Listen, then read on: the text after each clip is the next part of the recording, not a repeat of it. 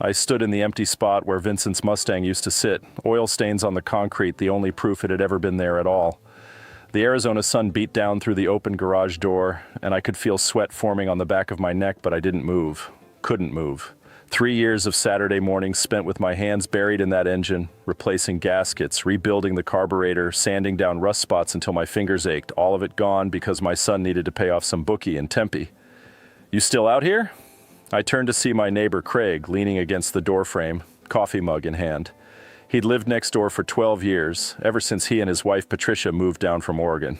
Good people, the kind who bring you casserole when someone dies and don't ask too many questions. "Derek sold Vincent's car," I said, my voice steady despite everything churning inside me. Craig's eyebrows shot up. "The Mustang, the one in probate? That's the one." "Jesus, Ronald." He set his coffee down on my workbench next to the socket wrench set Vincent gave me in 1985. "How'd he even—" "Forged paperwork, best I can tell. Found some old registration documents in my desk, probably added his name somehow. Kid always was good with computers. I picked up a shop rag and wiped my hands even though they weren't dirty. Old habit. Buyers already got the car in Tucson. Paid Derek 22 grand cash. You call the cops? Yeah, they said it's complicated, family dispute, civil matter, he said, she said kind of thing. I tossed the rag back on the bench. Officer was real sympathetic, but basically told me I'd need a lawyer and a lot of patience. Craig shook his head slowly. Where's Derek now? Gone. Hasn't answered his phone in 3 days. I looked at the empty space again, remembering Vincent's face the last time I saw him. Thin, gray, eaten up by cancer, but still talking about that damn car. Make sure it goes somewhere people can see it, Ronnie. Those kids need to know what we fought for. His mother would know what to do. Linda always knew how to get through to him. Linda's been gone 5 years, Ron. You did the best you could. I nodded, but we both knew that was just something people say. The truth was harder. I'd let Derek slide on too many things after Linda died. Let him move back in without conditions. Let him sleep until noon, eat my food, complain about how the world had screwed him over.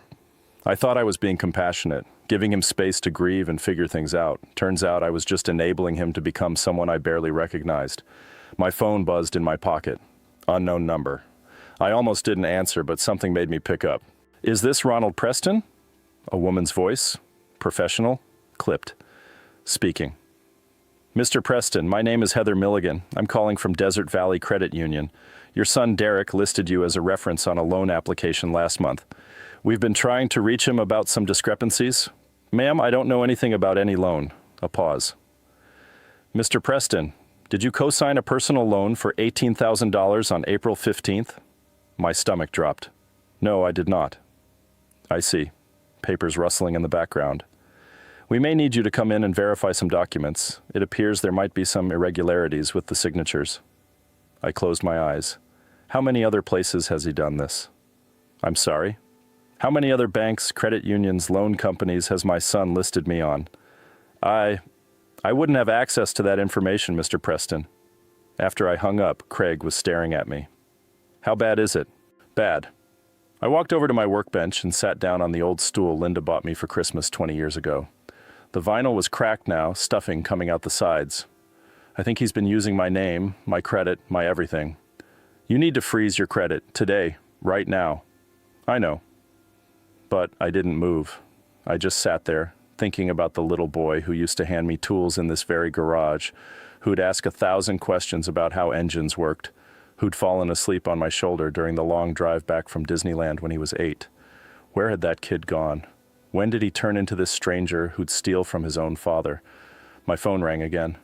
This time I recognized the number, Catherine Bridges, the probate attorney handling Vincent's estate. Mr. Preston, we have a significant problem. Her voice had that particular tone lawyers get when they're about to deliver bad news. I just received notice that the 1968 Mustang registered under your brother's estate has been sold. The new owner is requesting we transfer the title properly through probate. I know, my son sold it. Silence. Then, your son doesn't have legal authority to sell estate property, Mr. Preston. This is actually quite serious. The estate could be held liable, which means you could be held liable as the executor. We're talking about potential fraud charges, civil penalties. How much? Worst case? If the buyer demands restitution and the car can't be recovered, you could be looking at the vehicle's value plus damages, $40,000, $50,000, maybe more if he lawyers up. I felt the walls closing in. $50,000. I had maybe $12,000 in savings, the house Linda and I paid off in 2003, and my monthly checks. That was it. That was everything I had left after 43 years of working, of doing the right thing, of paying my bills and my taxes, and trying to be a decent man. Mr. Preston, are you still there? I'm here. I looked at Craig, who was watching me with concern etched across his face. What do I do? First, you need to file a police report specifically about the fraudulent sale, not a family dispute, fraud. Second, you need to contact the buyer immediately and explain the situation. If he's reasonable, maybe he'll work with us. Third, she hesitated. Third, you need to decide how you want to handle your son, because if you press charges, he's looking at felony fraud, prison time. After I hung up, I just sat there. The garage smelled like motor oil and old concrete and memories. Vincent teaching me to change spark plugs when I was 12. Derek's first bicycle leaning against that wall. Linda painting the trim that ugly shade of blue she loved. 40 years in this house, 40 years of building something. Ron? Craig's voice was gentle. What are you going to do? I don't know. And that was the truth. I didn't know how to be a father to a 40-year-old man who clearly hated me enough to destroy everything. I didn't know how to honor my brother's memory while protecting myself from financial ruin. I didn't know how to make any of this right. What I did know was that I needed to find Derek, not to yell at him or punish him, but to understand, to figure out when exactly I'd lost my son and whether there was any way to get him back. I stood up, my knees creaking. 67 years old and starting over. I'm going to find him. Want company? No, this is something I need to do myself. I grabbed my keys off the hook by the door, keys to my 2004 Toyota Tacoma, nothing fancy, but it was paid for, and it ran. If anyone calls looking for me, tell them I'll be back when I'm back. Craig nodded. Be careful, Ron. People with gambling debts sometimes run with dangerous crowds. I raised him. He's still my son. That's what I'm worried about.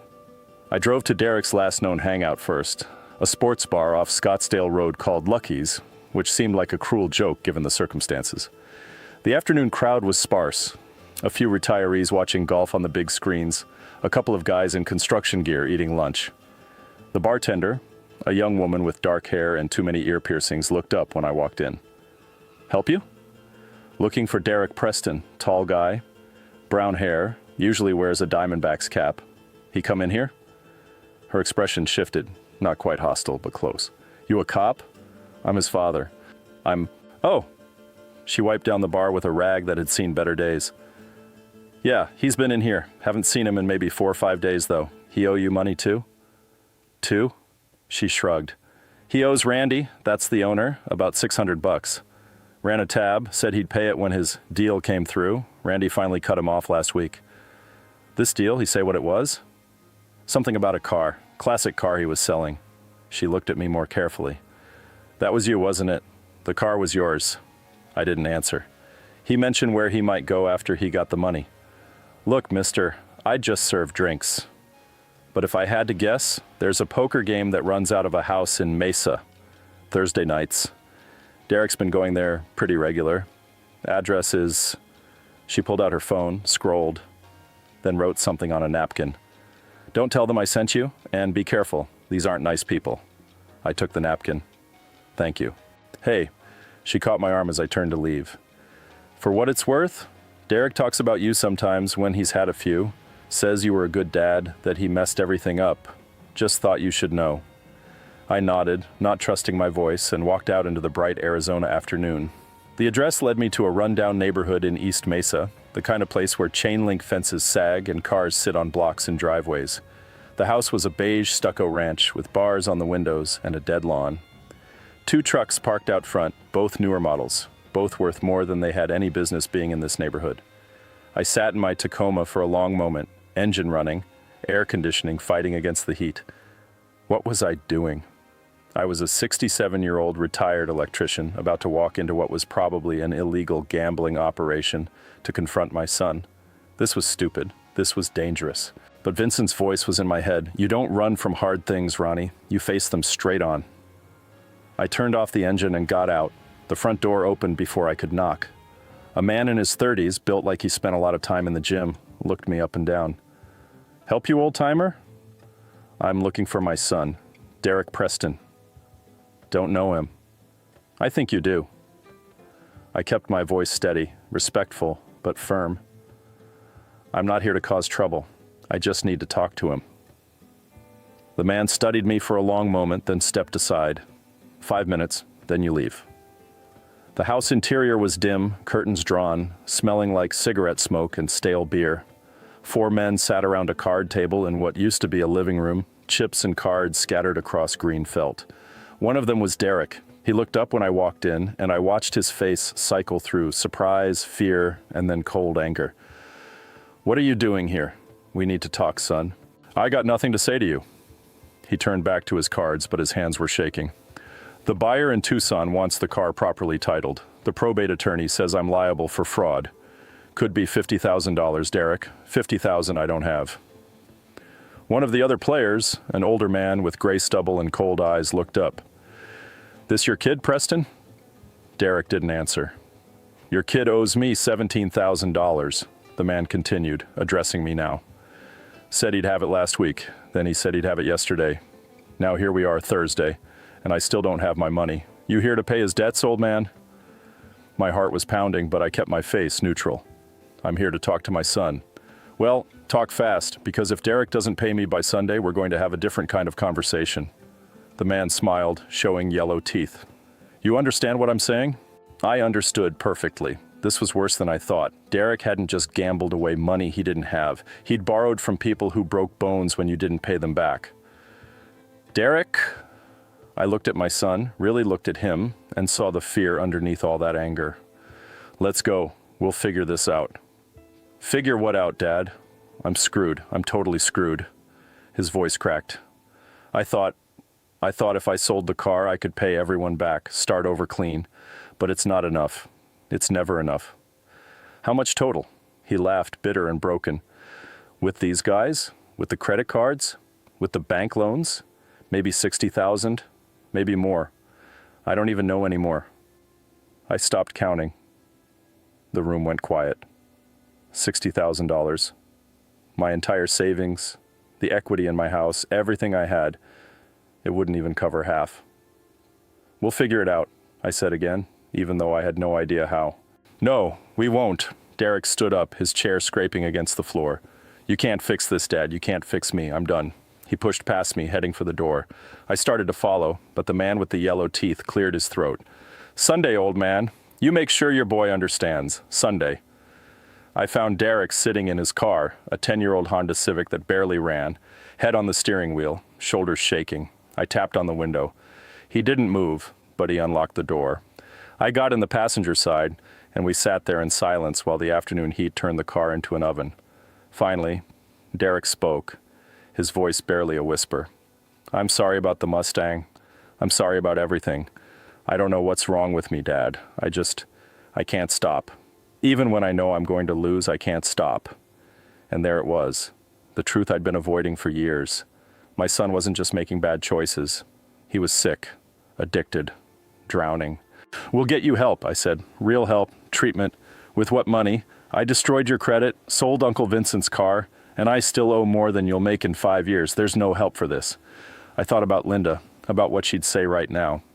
She'd quote scripture probably, something about prodigal sons or redemption or faith the size of a mustard seed. I wasn't good with Bible verses, never had been. But I knew one thing Linda believed with every fiber of her being. Nobody was beyond saving. There's always help, I said, always. But first, you have to tell me everything. Every debt, every lie, My phone rang, Catherine Bridges again. Mr. Preston, don't react to what I'm about to tell you, but I think I've found a solution. What kind of solution? I asked, watching Derek wipe his eyes with the back of his hand like he used to do when he was little and trying not to cry in front of me. Catherine's voice was measured, careful. The buyer in Tucson, Raymond Chen, I spoke with him personally. He's a retired Marine, served 2 tours in Iraq. When I explained the situation, that the car was supposed to go to a veterans museum, that your brother was Vietnam, Mr. Preston, he wants to help. I felt something loosen in my chest, just a fraction. Help how? He's willing to sell the car back to the estate at cost, the $22,000 he paid Derek, but there's a condition. He wants to meet you, face to face, today, if possible. He's driving up to Phoenix this evening for business anyway. Today. I looked at Derek, who was staring at his hands. I can do today. There's more. I did some digging on your brother's estate. Vincent had a life insurance policy through the VA that was never claimed. It's been sitting in unclaimed property with the state. $15,000. We can expedite the claim, have the money in your account within a week, maybe less. Combined with the settlement from Vincent's final medical bills, another $8,000 the hospital never processed, you'd have $23,000, enough to buy the car back and cover the legal fees. I closed my eyes. Vincent, taking care of things even from the grave. That was just like him, always thinking ahead, always preparing. Catherine, that's incredible. It still leaves your son's other debts, she said quietly. The credit cards, the personal loans, I know, one problem at a time. I opened my eyes and looked at Derek. Thank you, Catherine. Send me the details about meeting Mr. Chen. After I hung up, Derek finally spoke. That doesn't fix anything, Dad, so you get the car back. Great.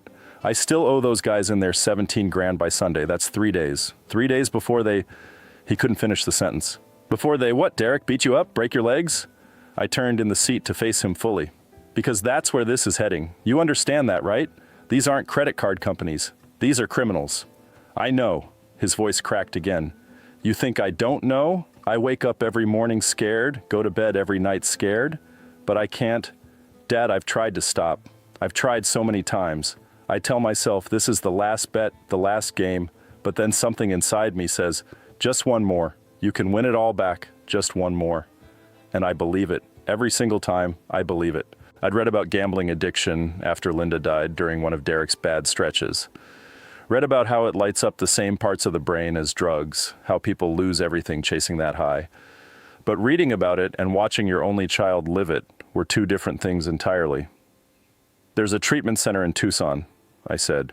I looked into it a couple years back when things got bad before. 30-day program, real therapy, not just meetings. It's expensive, but what? You'll pay for it with the money you don't have?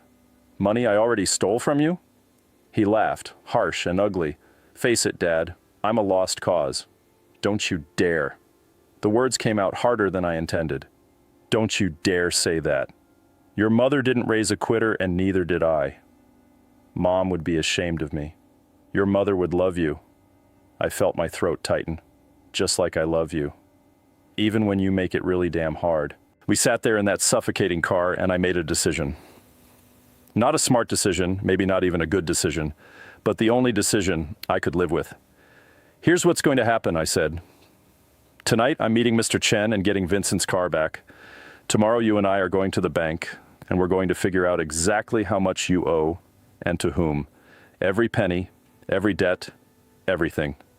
Then we're going to make a plan. A plan with what money, Dad? I'm selling the house. Derek's head snapped up. What?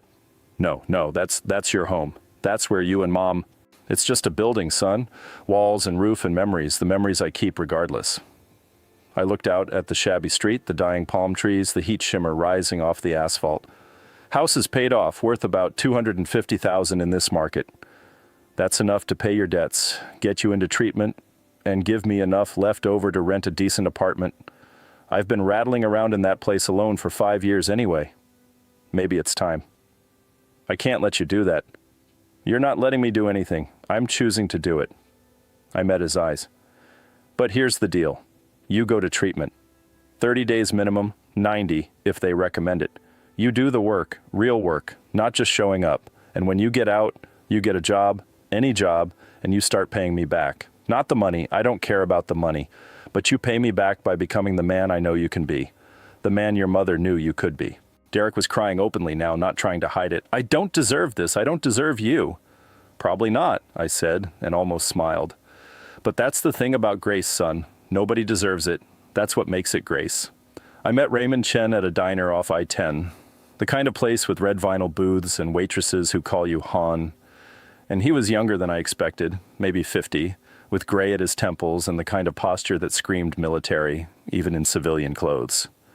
He stood when I walked in, shook my hand with a firm grip. "Mr. Preston, thank you for meeting me. Thank you for what you're doing. Not many people would." He held up a hand. "Your brother was Vietnam, correct?"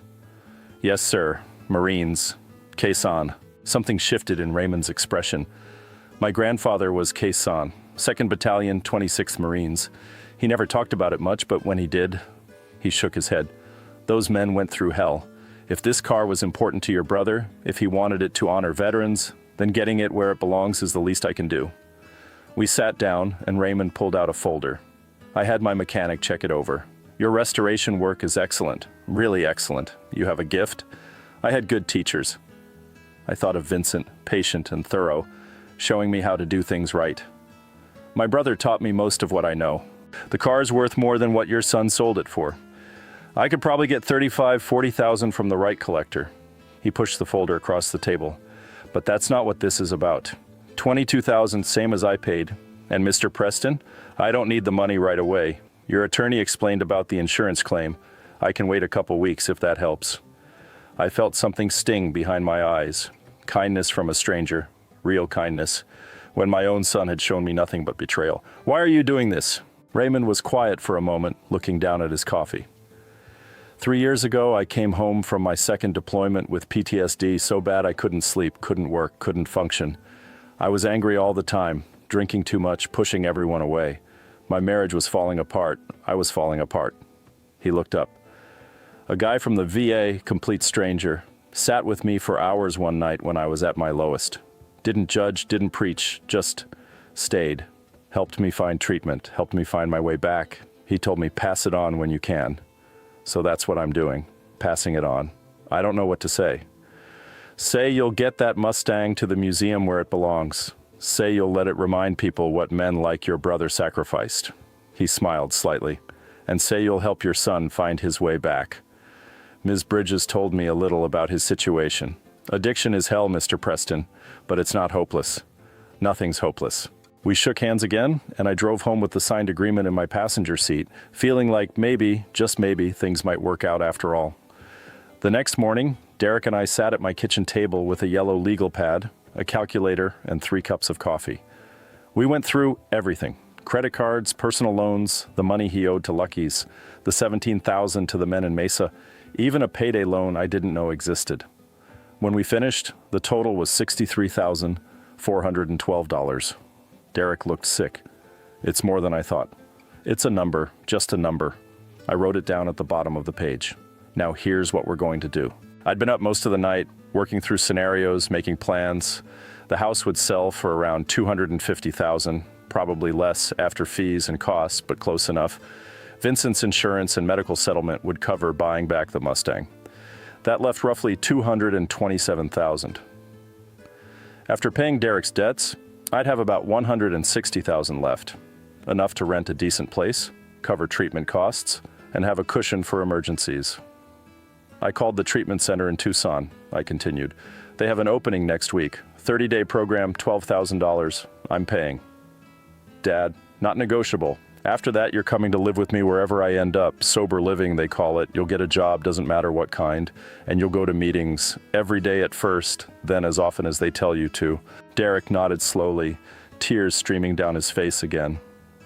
The tough guy act was completely gone now, leaving just my scared, broken son. "What about those guys in Mesa?" he asked. "They're not going to wait for me to get out of rehab." "Let me worry about that." "Dad, these aren't nice people. If I don't pay..." I said, "Let me worry about it." That afternoon, I did something I never thought I'd do. I walked into a police station and told them everything. Not as a complaint about Derek, I wasn't going to press charges against my own son, but as information about an illegal gambling operation and loan sharking. I gave them the address in Mesa, described the men I'd seen, told them about the threats. The detective, a tired-looking woman named April Santos, listened carefully and took notes. "Mr. Preston, I appreciate you coming in, but you need to understand, these cases are hard to prove. Without your son's testimony, without hard evidence. I know, but I need it on record. I need you to know that if something happens to my son, or to me, you'll know where to look. She studied me for a long moment. How much does he owe them? $17,000. And you're planning to pay it? I don't have much choice. Detective Santos leaned back in her chair. Mr. Preston, if you pay these men, you're funding criminal activity. You understand that? I understand that they'll hurt my son if I don't. That's what I understand. She sighed. Let me make some calls. We've been watching that house for a few months now, trying to build a case. Maybe, and I mean maybe, we can accelerate things, but I can't make any promises. I appreciate anything you can do. As I walked out, my phone rang. The realtor I'd contacted that morning, an energetic woman named Brittany, had already scheduled 3 showings for tomorrow. It's a seller's market, Mr. Preston. Houses in your neighborhood are going fast. I think we can get you asking price, maybe more. Everything was moving so fast, too fast, but I couldn't slow down, couldn't second guess. Derek needed help now, not next month or next year. Sunday morning, I woke early and made Derek breakfast, eggs, bacon, toast, just like Linda used to make on weekends. He came downstairs looking like he hadn't slept, which he probably hadn't. Today's the day they wanted their money, he said quietly. I know. What are we going to do? We're going to church. Derek stared at me. Church? Dad, these guys are going to... We're going to church, I repeated. Then we're going to come home, and we're going to wait. And we're going to trust that things will work out the way they're supposed to. I hadn't been to church regularly since Linda died. It wasn't that I stopped believing, I just couldn't sit in that pew without her next to me, couldn't sing the hymns without hearing her voice. But this morning I needed to be there, needed the reminder that I wasn't doing this alone. We sat in the back of Desert Springs Community Church, and Pastor Jonathan, who'd known our family for 20 years, caught my eye and nodded. The sermon was about forgiveness, about second chances, about the father who welcomed home his prodigal son. I watched Derek listening, really listening, and wondered if he heard what I heard, that coming home was always possible, that love didn't keep a record of wrongs, that mercy was stronger than judgment. After the service, Pastor Jonathan pulled me aside. Ronald, good to see you. Been a while. I know, I'm sorry. Don't apologize, just glad you're here. He glanced at Derek, who was standing awkwardly by the door. Everything okay? Getting there? Or trying to, anyway? I hesitated, then told him a shortened version of everything, Derek's addiction, the debts, my plan to sell the house. Jonathan listened without interrupting, his face serious. What can I do to help? He asked when I finished. Pray, I guess. That's all anyone can do at this point. I'll do more than pray. We have a benevolence fund for situations like this. It's not much, but Jonathan, I can't. You've been tithing to this church for 30 years, Ronald. You and Linda both. You've given countless hours volunteering, helping with repairs, serving on committees. Let us help you now. It's what we're here for. I felt my eyes burning again. I'd cried more in the past week than I had in 5 years. Thank you. Come by the office tomorrow. We'll figure out what we can do. Derek and I drove home in silence, and I could feel the tension coming off him like heat. When we pulled into the driveway, there was a car waiting, a black sedan with tinted windows. My heart started pounding. Dad, stay in the truck. I got out slowly, keeping my hands visible. The sedan's door opened, and Detective Santos stepped out, along with a uniformed officer I didn't recognize. Mr. Preston, she walked over, her expression unreadable. We executed a warrant on that house in Mesa this morning. Caught them running a game, found evidence of loan sharking, extortion, even some drug distribution. All 4 men are in custody.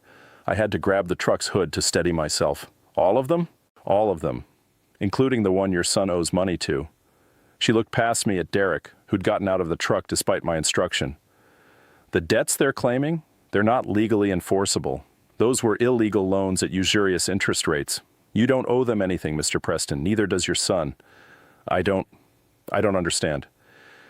The district attorney might want Derek's testimony eventually, but you're under no obligation. The case is solid without it.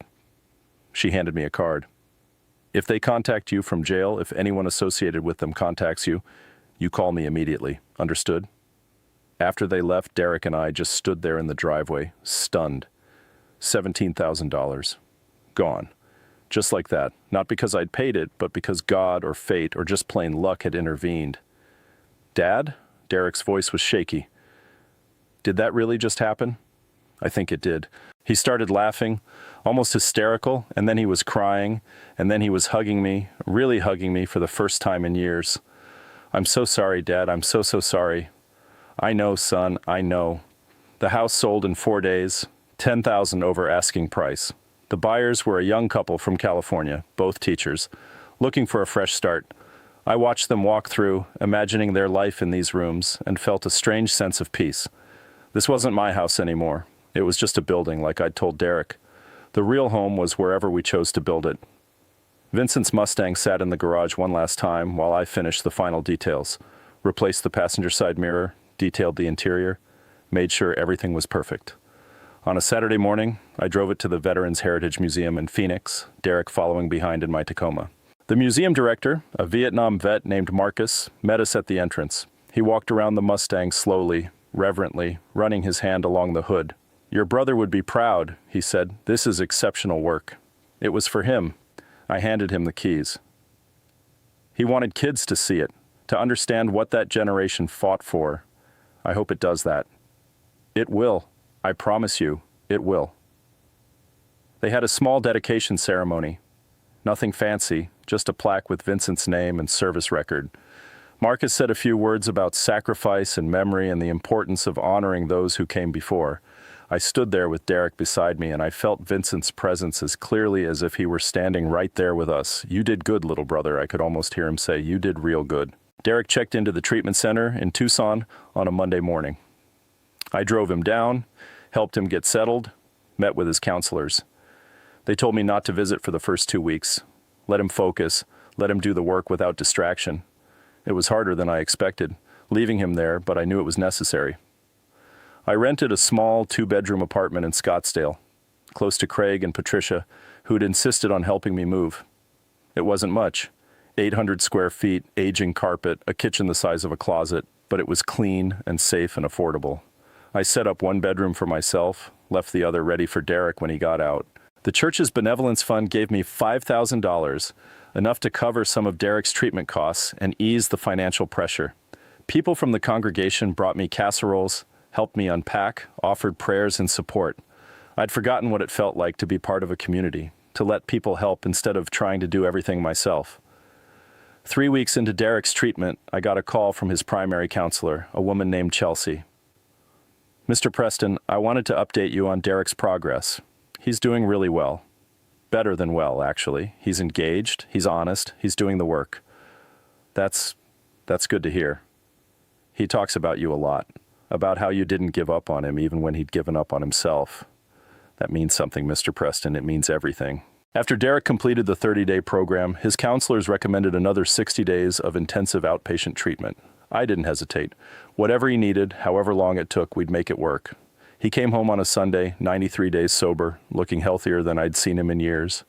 We set up a routine. He went to meetings every morning, worked afternoons at a warehouse job Craig had helped him find, came home for dinner, went to evening meetings 3 times a week. It wasn't glamorous, but it was honest work, honest progress. One evening, about 6 months after everything had fallen apart, Derek and I sat on the small balcony of my apartment, watching the sunset paint the Phoenix sky in shades of orange and purple. "I've been working with my sponsor," Derek said. "Making amends. That's one of the steps." "I know. I need to make amends to you, Dad. For everything." He pulled out a piece of paper, unfolded it carefully. "I've been writing down everything I stole from you, everything I cost you, the Mustang, the house, your peace of mind. It's a long list." "Derek, let me finish, please." He took a deep breath. "I can't give you back the house. I can't undo what I did, but I can promise you this. I will spend the rest of my life being the son you deserved. The son Mom believed I could be. I'm going to pay you back, not just in money, but in who I am, every day, every choice, You already are," I said quietly. "Every day you stay sober, every meeting you go to, every shift you work, that's you paying me back. That's you becoming who you're meant to be." We sat in silence for a while, comfortable silence, the kind that doesn't need filling. "I miss Mom," Derek said finally. "Me too, son, every day." "You think she'd be proud of me, even after everything?" I thought about Linda, her endless capacity for love, her unwavering faith that people could change, her belief that God's grace was bigger than any mistake. She'd be proud of who you're becoming. That's what she'd care about. Not where you've been, but where you're going. Where am I going, Dad? Forward, I said. Just forward, one day at a time. A year later, I got a call from Marcus at the Veterans Heritage Museum. They were having a special event, a ceremony honoring Vietnam veterans on the 50th anniversary of the end of the war. Vincent's Mustang would be the centerpiece of the display. Would I come? Would I say a few words? I brought Derek with me.